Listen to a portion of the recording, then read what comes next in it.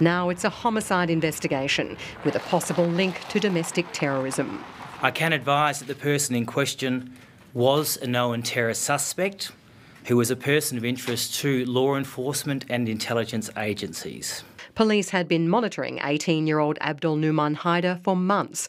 Alarmed at recent behaviour, they'd cancelled his passport and were aware of his support for Islamic State. There's certainly information that he was present at a shopping centre in the last week or so with a flag that appeared to be an ISIS flag, yes. No, it's not an offence, but clearly it drew our attention to this person. Haider's behaviour had worried his parents too. The ABC can reveal they tried to stop him leaving the family home last night, but he had agreed to go to the Endeavour Hills police station in Melbourne's southeast. At around 7:40 p.m, Haider parked his car at the childcare centre next to the police station. He phoned police saying he didn't want to meet them inside, so the officers came out into the car park. When the Victorian officer went to shake his hand, Haider stabbed him. He then turned and stabbed the AFP officer several times in the body and the head. The injured Victorian officer then shot Haider dead. What it is clear to me is that a man attended at the scene with a knife, and his actions may tell a story of what his intentions were. The injured police officers are recovering in hospital. The Victorian policeman is in a stable condition. The AFP officer's wounds are much more serious, although he's also said to be stable. In the past, Haider was reportedly linked to radical Islamic group Furqan, which was raided by Victorian police 2 years ago.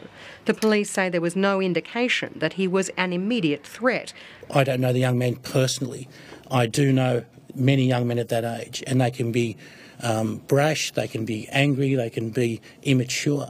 None of those things make him a terrorist. Victoria's police chief has written to all of his officers today, urging them to exercise extreme caution and stay alert.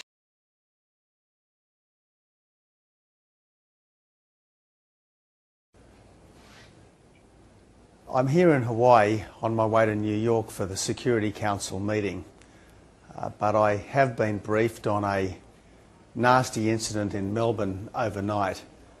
A terror suspect was being interviewed by two police, a member of the Australian Federal Police and a member of the Victoria Police. The suspect did mount a fierce attack on both officers.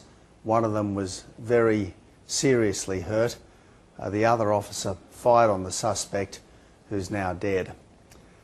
Obviously, this indicates that there are people in our community who are capable of very extreme acts.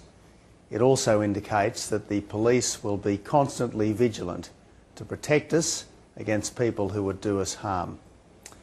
Investigations are continuing, but I should say that I've spoken to the wives of both of the officers concerned to assure them of the government's support and of the government's respect for the professionalism with which the police seem to have acted here.